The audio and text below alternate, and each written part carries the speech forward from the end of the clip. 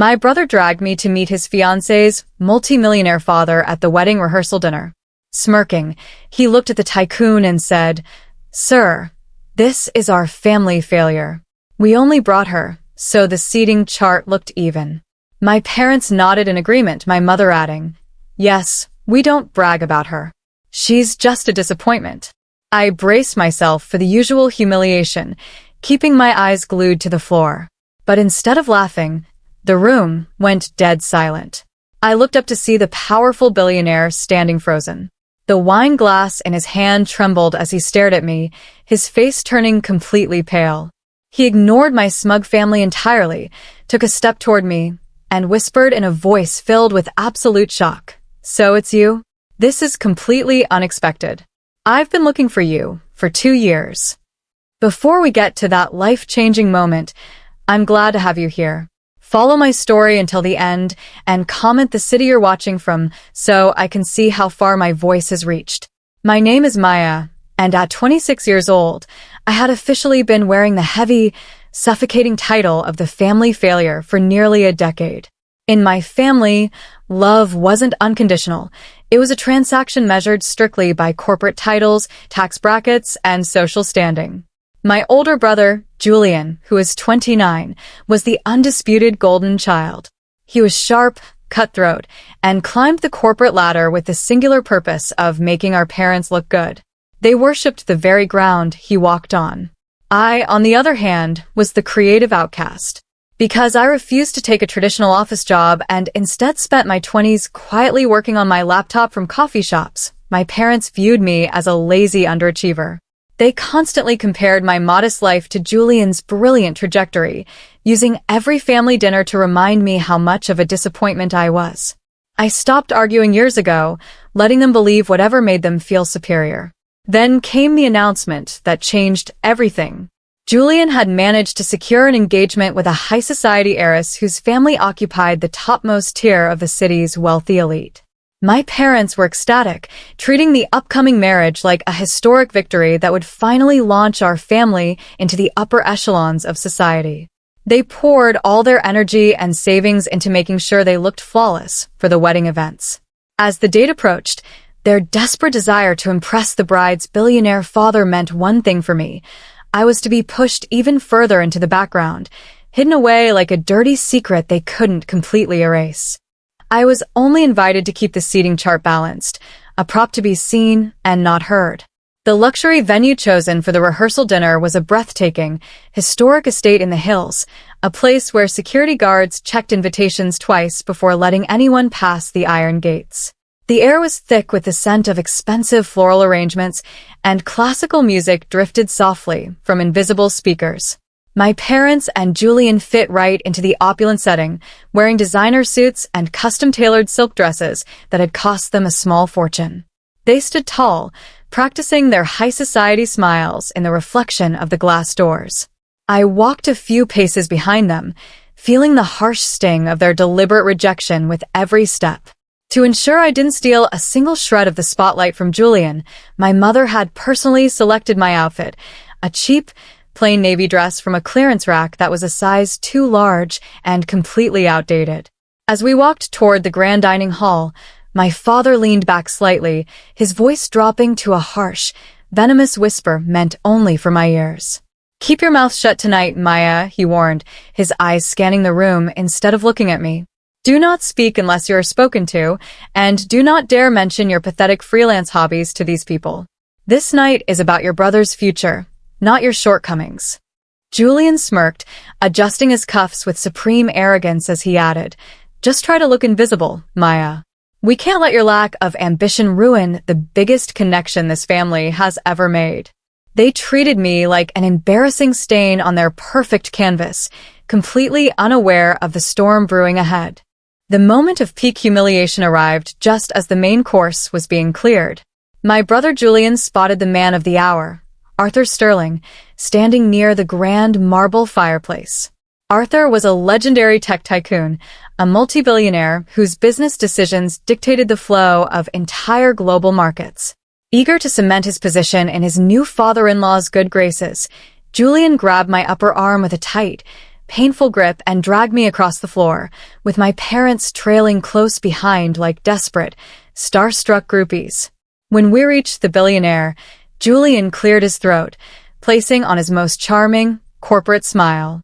"Mr. Sterling," Julian began, his voice dripping with false confidence as he gestured toward me. "I wanted to introduce you to the final member of our family. This is my sister, Maya. To be perfectly blunt, sir, she is our family failure.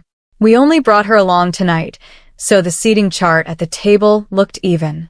My mother eagerly chimed in, letting out a synthetic, high-pitched laugh. "Yes, Arthur. We don't brag about her at all. She's just a massive disappointment to the family name." I stood frozen under the blinding chandeliers, my face burning as the cruel words echoed across the room. I braced myself for the usual patronizing looks and mocking laughter from the high society crowd, keeping my eyes glued to the polished floor to hide the tears of anger threatening to spill over. The betrayal cut deep, but I kept my composure, refusing to give them the satisfaction of making me cry in public. But instead of the polite agreement or collective chuckles my family expected, a heavy, suffocating silence suddenly fell over the entire circle. I looked up, confused by the sudden quiet, and what I saw made my breath hitch. Arthur Sterling wasn't laughing. He stood completely frozen, his powerful posture locked tight as his steel-gray eyes locked onto my face. The heavy crystal wine glass in his hand trembled violently, sending ripples through the dark liquid before he abruptly set it down on a passing waiter's tray. The color had completely drained from his face, leaving him looking as pale as marble. Julian and my parents smiled expectantly, totally misreading the situation, waiting for the billionaire to join in on their cruel joke. But Arthur completely ignored them.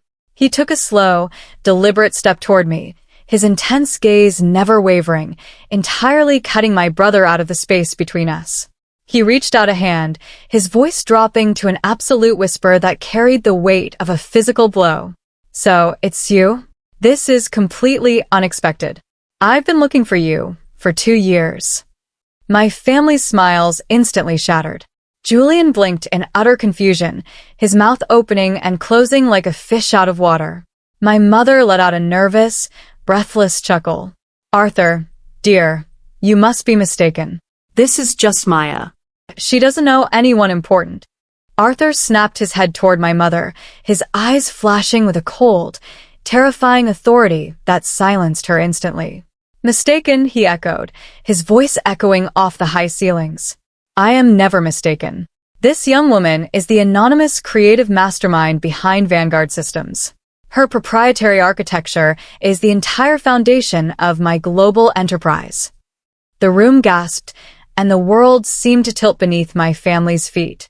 For the past 2 years, while my family was busy mocking me for staring at a screen in local coffee shops, I had been quietly building a digital empire.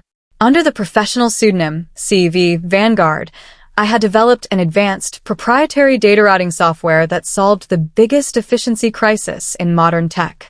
I had deliberately kept my real identity completely hidden behind a private corporate trust, wanting my work to speak for itself without the baggage of my family's constant negativity. Arthur Sterling's massive conglomerate had desperately needed that software to survive a major global transition. When his team couldn't find the creator, they had been forced to license it through my brokers for a staggering 7-figure annual fee. My family thought I was broke, but in reality, I was quietly earning more in a single fiscal quarter than my brother Julian made in 5 years of corporate climbing. I just never bought flashy cars or designer clothes to prove it to them. Arthur turned back to the crowd, gesturing toward me with immense, profound respect. For 24 months, my executive board has tried to track down the genius behind the Vanguard architecture to offer them a full partnership, Arthur announced loudly, ensuring every high society guest in the room could hear him. And to find out that she is standing right here, being insulted by the very people who should be begging for her guidance, is absolutely mind-blowing. Julian's face turned a sickly shade of green as the reality of my hidden wealth and industry dominance crashed down on him.